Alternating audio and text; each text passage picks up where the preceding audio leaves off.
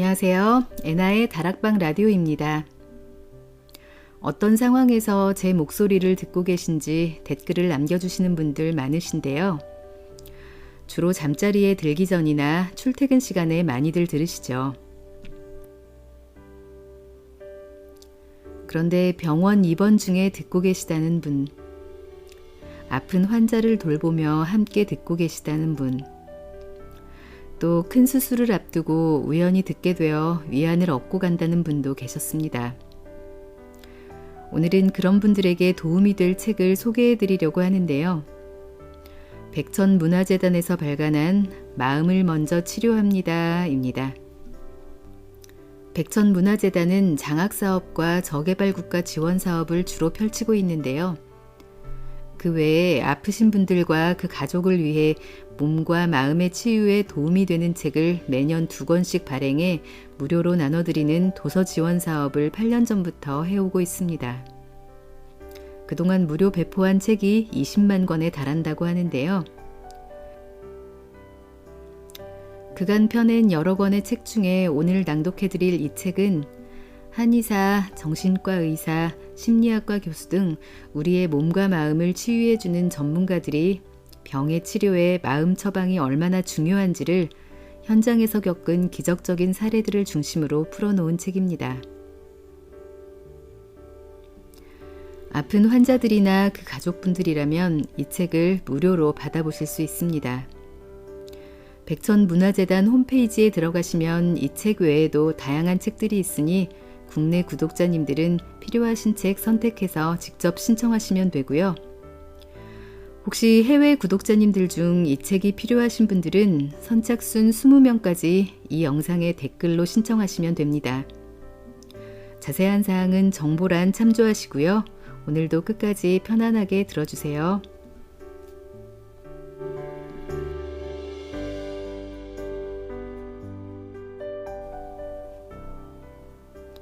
병 진단을 받은 당신에게. 병 진단을 받은 요 며칠 동안 당신은 불안한 마음에 잠도 이루지 못하셨을 테지요. 기침이나 소화불량 정도로 별 대수롭지 않게 생각했건만 몇 가지 검사로 진단을 받다니 믿기지 않겠죠. 오진은 아닌지 다른 의료진을 찾아가 확인도 하고 싶었을 겁니다. 나도 모르게 몸속에서 병을 키우며 생의 에너지를 고갈시키고 있었다는 사실이 너무 당황스럽고 두려웠을 것입니다. 당신에게 의지하며 살아가는 가족들이 받을 충격까지 생각하면 겪어보지 못한 사람은 그 기분을 감히 짐작도 못하겠죠. 내 병이 사랑하는 가족의 얼굴에서 밝은 미소를 영원히 빼앗아 가지는 않을지 불안도 엄습할 것입니다. 그러나 이 시련은 당신의 삶을 돌아보게 하고 이제까지와는 다른 자신을 만들 수 있는 기회가 될 수 있습니다. 긍정적으로 당신의 가정을 이끌어 가시기 바랍니다. 왜냐하면 당신을 지켜주는 가족의 힘은 유능한 의사의 어떤 처방보다도 강한 치료가 되기 때문입니다. 복잡하고 어지러운 마음을 뒤로하고 조만간 치료를 시작할 것입니다. 그 치료가 수술이든 항암치료 또는 방사선 치료든 의료진에게 충분한 설명을 듣고 많은 준비를 하시기 바랍니다. 현대의학의 눈부신 발전에도 불구하고 아무리 간단한 수술이라도 위험하지 않은 치료는 없습니다. 병마와 싸우기 위해서는 어느 정도 위험을 감수해야 합니다. 그러나 무슨 약을 투여받고 어떤 부작용이 있는지 미리 알고 준비한다면 병이 나빠지진 않았는지 괜한 불안에 떨 필요가 없을 뿐 아니라 보다 안전해질 수 있습니다. 그러나 단순히 의료진만의 도움만으로 온전한 치료가 될 수 없기에 타인의 도움도 허락하시길 바랍니다. 비록 지금까지는 당신 혼자 만들어 온 삶이라 하더라도 앞으로 겪어야 할 힘든 치료를 위해선 생각보다 많은 사람의 도움이 필요합니다. 가족의 돌봄은 물론이고 간병을 도와주고 격려를 해주는 봉사자의 손길이 필요할 수도 있습니다. 그러고 보니 때론 종교인도 당신을 도와줄 수 있겠군요. 혹시 외로움에 슬퍼 도움을 청한다면 그들이 당신의 가족이 되어줄 수 있습니다. 도움을 청하기 위해서는 당신을 표현하는 데 익숙해져야 합니다. 상처받지 않을까 두려워 표현하지 않는 당신의 가슴 속에는 타인이 들어갈 수 있는 공간이 없습니다. 마음이 무겁고 힘들 때 가족이나 동료에게 가슴속 얘기를 꺼내세요. 위로받기 위해선 약간의 용기도 필요합니다. 또한 어떤 큰 도움을 받든지 당신이 누구보다도 소중한 사람임을 잊지 말아야 합니다. 마지막으로 비록 듣고 싶지 않더라도 이를 귀담아 듣는 유연함을 가지시길 당부드립니다. 원하는 말만을 듣고자 하면 자칫 당신에게 필요한 유익한 조언을 놓치게 될 수도 있습니다. 낯선 약물이 혈관을 타고 온몸으로 퍼져갈 때, 또는 차가운 수술대에 힘든 몸을 의탁하며 잦아드는 숨소리를 느낄 때, 당신 마음속에는 희망의 꽃바람과 두려움의 먹구름이 함께하겠죠. 그러나 당신과 동행하기로 결정한 동료들은 어떤 상황에서도 당신의 쾌유를 기원하며 끝까지 곁에 있을 것입니다. 쉽지 않은 선택과 짧지 않은 고통을 넘어 당신과 가족이 바라는 대로 질병의 고통뿐만 아니라 마음의 짐도 훌훌 벗어버리길 진심으로 바랍니다. 믿음이 병을 낫게 합니다. 위암 3기입니다. 의사의 이러한 진단에 가슴이 철렁 내려앉지 않을 사람은 없을 것입니다. 특히 암 환자와 같이 난치병에 걸린 사람이라면 3기라는 말이 비수와 같이 가슴속을 파고들 것입니다. 실제로 유럽의 어느 통계 자료에 따르면 암 환자의 자살률이 그렇지 않은 환자에 비해 무려 53%나 높다고 합니다. 왜일까요? 일단 병원에서 병 진단을 받고 나면 대부분의 사람들은 두려움에 빠집니다. 특히 수치에 많은 두려움을 느끼게 됩니다. 생존율 몇 %, 암 몇 기, 이뿐만이 아닙니다. 일단 병에 걸리고 나면 무수히 많은 수치로부터 헤어나질 못하게 됩니다. 그래서 의사나 간호사의 입에서 숫자만 나오면 긴장이 극에 달합니다. 그저 수치상으로 약간의 변화가 있을 뿐인데도 하루에 12번씩 천국과 지옥을 오르내립니다. 그러나 병에 대한 여러 가지 자료와 검사 수치들은 지금까지의 결과론적인 통계에 지나지 않습니다. 어떠한 병이라도 생존 가능성이 전혀 없는 경우는 없습니다. 길어야 3개월이라고 의사로부터 말을 들어도 6개월, 아니 그 이상 몇 년씩 사는 경우도 허다하고 평균 생존율이 6개월이라고 해서 딱 6개월 뒤에 죽는 것도 아닙니다. 통계는 통계일 뿐 모든 사람에게 해당되지는 않는다는 것입니다. 한 냉동창고에서 일하던 사람이 있었습니다. 그 사람이 안에서 일을 하고 있다는 사실을 잊은 동료가 냉동창고의 문을 잠그고 집으로 돌아갔습니다. 자신이 냉동창고에 갇혔다는 것을 알게 된 그 사람은 자신은 곧 죽게 될 거라고 여겼고 체온도 점점 떨어졌습니다. 다음 날 동료들이 출근해 냉동창고의 문을 열어보니 정말로 그 사람은 냉동창고 안에서 죽어 있었습니다. 그런데 실제로 냉동창고는 작동하지 않고 있었습니다. 환자는 누가 어떤 자료를 제시하더라도 나는 생존자로 남을 것이라는 확신을 가져야 합니다. 냉동창고의 사례처럼 죽을 것이라고 믿는다면 정말 죽을 수 있습니다. 나는 낫는다는 확신이 병을 극복하게 하는 가장 큰 힘이 됩니다. 아울러 통계상으로 살아남은 사람들이 취한 방법은 무엇일지 고민하고 연구하는 것도 중요합니다. 통계의 함정에 빠지지 않고 수치로부터 자유로워질 수 있을 때 비로소 흔들리지 않는 희망과 의지, 그리고 병을 이길 수 있는 힘을 얻을 수 있을 것입니다.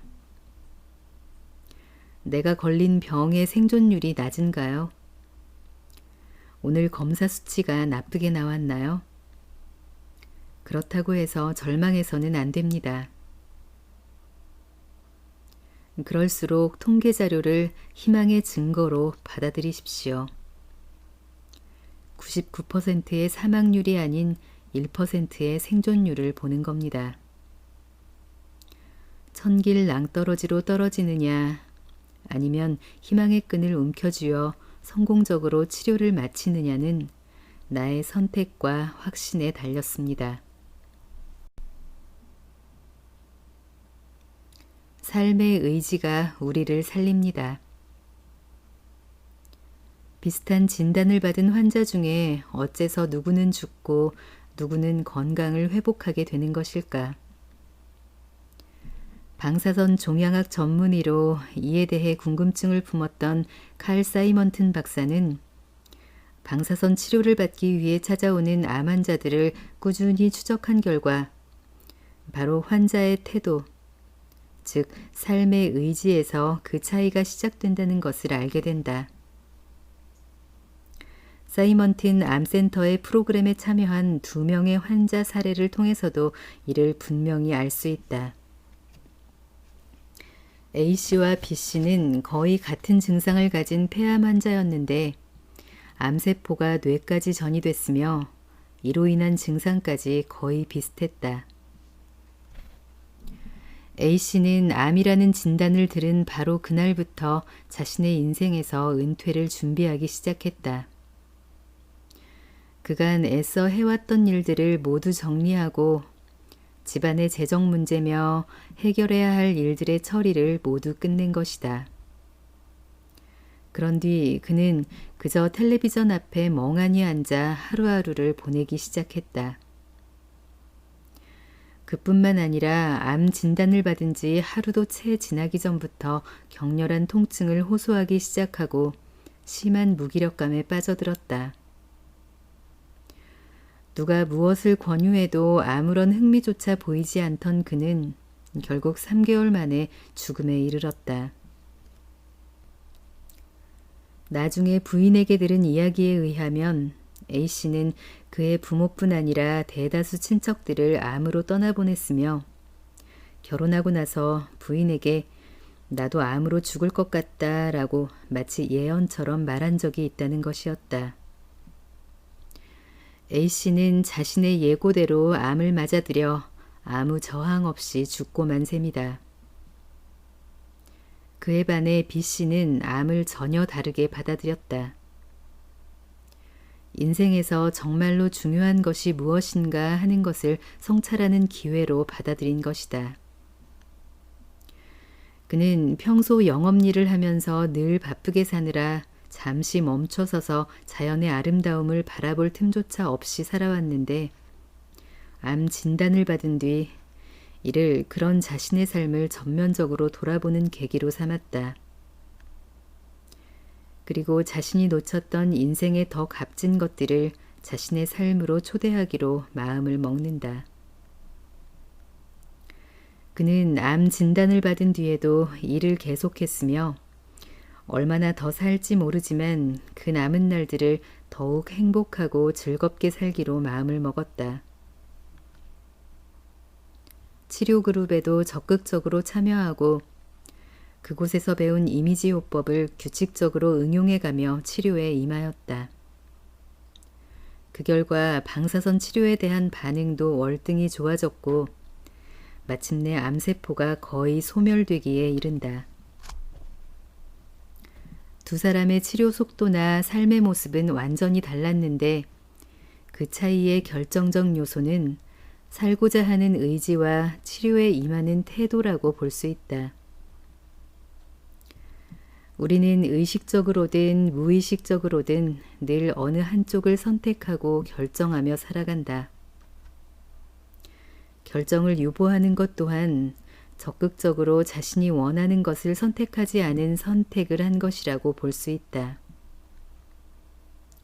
선택과 결정이 중요한 이유는 결정하는 그것에 에너지가 실리기 때문이다. 결정하지 못하고 이럴까 저럴까 망설이고 있으면 힘이 끊임없이 분산되며 소모된다. 자신이 원하는 방향으로 열심히 나아가기에도 모자란 에너지를 그렇게 소모하는 것은 정말 안타까운 일이 아닐 수 없다. 결정은 에너지를 한 곳으로 모으고 행동을 하게 만드는 역할을 한다. 우리에겐 결정을 할 수 있는 힘, 다시 말해서 선택을 할 수 있는 자유와 힘이 있다. 어떤 상황에서도 우리는 우리가 원하는 쪽을 향해 나아가겠다는 선택을 할 수 있는 것이다. 당신이 원하는 것은 무엇인가? 진심으로 원하는 삶의 모습은 어떤 것인가? 조용히 자신과의 대화를 통해 진정으로 원하는 것이 무엇인지를 다시 한번 생각해 보라. 그리고 그것을 위해 제일 먼저 할 일은 그 선택을, 그 결정을 큰 소리로 말하는 것이다. 또는 종이에 적는 것도 효과가 있다. 매일 아침 거울을 바라보며 자신에게 그 결정을 얘기해 주자. 그러면 어떻게 거기까지 다다를 수 있었는지 세부적인 지침들이 선물처럼 당신의 마음 깊은 곳에서 저절로 떠오를 것이다.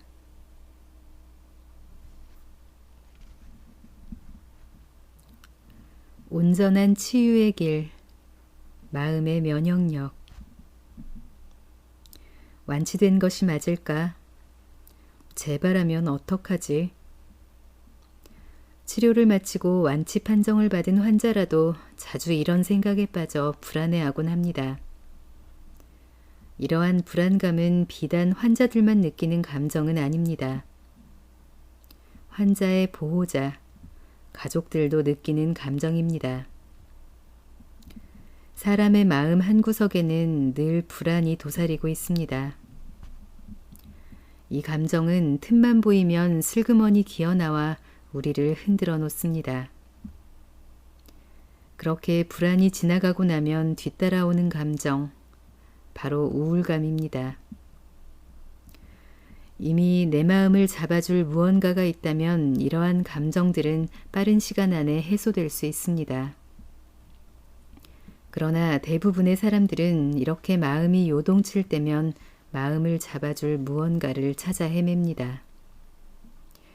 그러다가 술이나 그 밖에 좋지 못한 것에 의존하여 몸을 망치는 사람도 있습니다. 건강하지 못한 정신은 건강하지 못한 몸을 만듭니다. 이것이 재발의 원인입니다. 치료 전의 상태로 돌아가는 것이죠. 우리 몸을 각종 세균과 바이러스로부터 지켜내는 힘이 면역력입니다. 면역력이 약한 사람은 감기 바이러스처럼 사소한 것도 막지 못해 늘 감기를 달고 삽니다. 몸과 마찬가지로 마음에도 면역력이 필요합니다. 마음의 면역력은 부정적인 정보에 대항하는 힘을 말합니다. 부정적인 정보란 나에게 부정적으로 작용하는 경험, 생각, 가치관 등을 말합니다. 마음이 이러한 부정적인 정보에 대항하는 힘이 약할 때 자존감이 낮아지고 불안증 등의 감정이 우리를 괴롭힙니다. 반면 마음의 면역력이 강하다면 어떠한 상황에서도 건강한 정신을 유지할 수 있습니다. 건강한 정신을 지킬 수 있다면 재발에 대한 불안감, 치료 후 찾아오는 우울감 등을 극복할 수 있습니다. 마음의 면역력을 기르려면 나의 마음을 강화시킬 수 있는 나만의 방법을 찾아야 합니다. 마음을 평온하게 할 수 있는 방법을 찾고 그것을 통해 마음을 강화시켜 봅시다. 우리 마음에 생긴 든든한 방패가 치료 후 찾아오는 불안감, 우울감을 막아주어 우리의 온전한 치유를 도울 것입니다.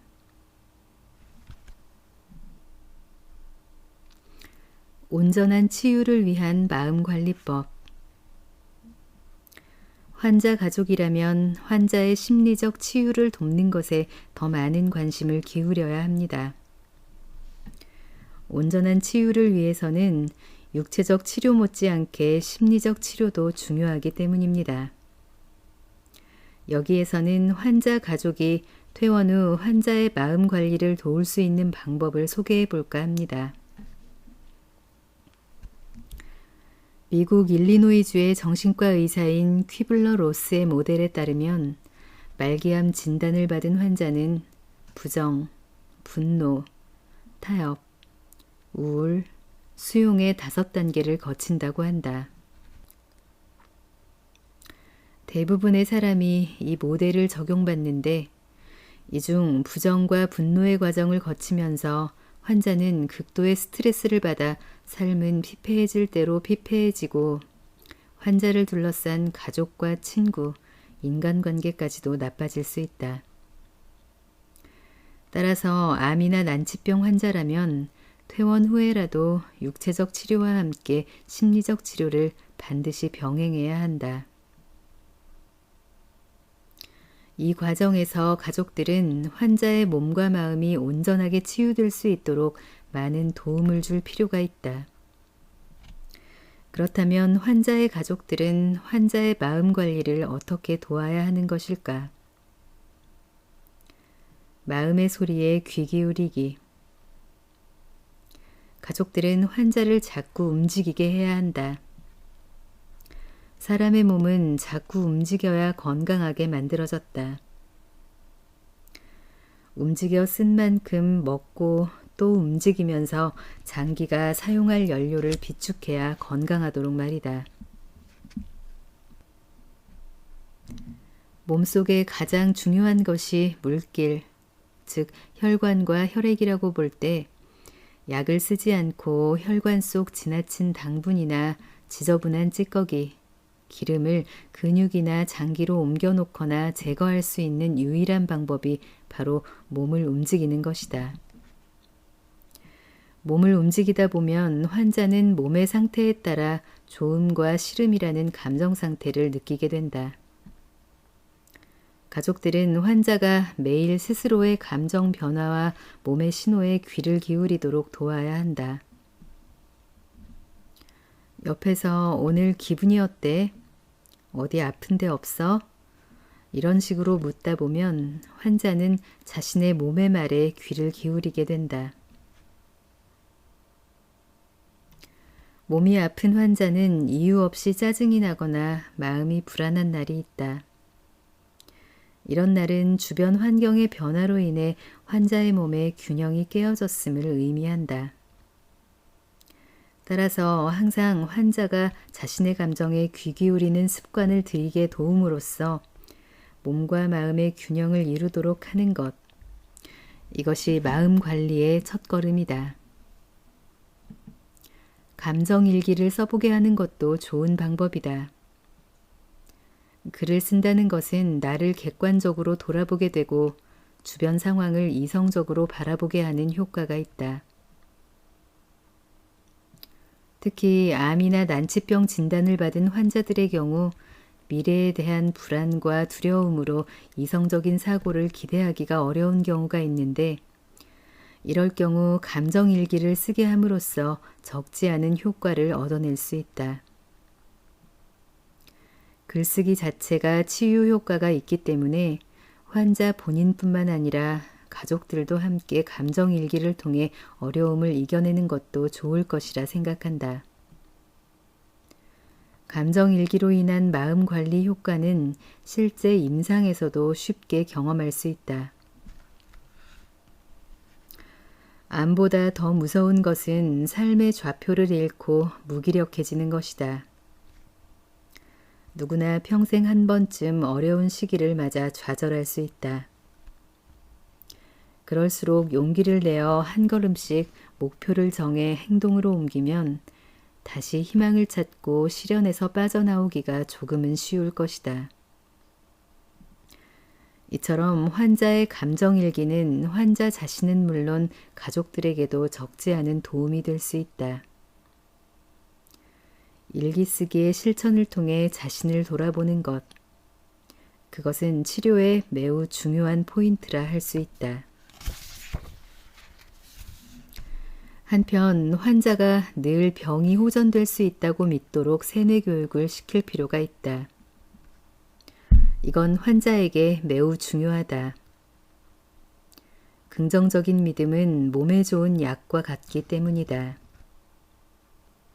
참 신기한 것 한 가지. 가끔씩 믿음은 괴력을 발휘할 때가 있다. 왜 그럴까? 실제로 긍정적으로 생각할 경우 몸이 변화함을 증명한 연구 결과가 있다. 2001년 캐나다 연구에서 진짜 약의 효과를 거의 기대할 수 없는 파킨슨병 환자들에게 가짜 약을 복용하게 했을 때 실제 치료약을 복용하였을 때와 동일한 생화학적인 뇌 영상 활동의 변화를 나타냈다. 이처럼 사람의 생각과 믿음은 신체 작용에까지 영향을 미친다. 물론 감나무 밑에서 기다리기만 한다고 감이 떨어지지 않는 것처럼 단지 생각만 한다고 모든 일이 이루어지는 것은 아니다. 반드시 노력이 뒷받침되어야 한다. 실제로 긍정의 믿음이 효과를 발휘하려면 행동이 수반돼야 하고 상상도 명확하고 구체적이어야 한다. 긍정적인 믿음이 몸에 좋은 반응을 가져온다는 사실은 부정적인 생각 또한 몸에 나쁜 반응을 가져올 수 있음을 시사한다. 부정적인 믿음 또한 우리 몸의 변화를 일으키는 만큼 긍정적으로 생각하고 행동하는 습관을 갖는 것이 환자의 마음 관리에서 무엇보다 중요하다.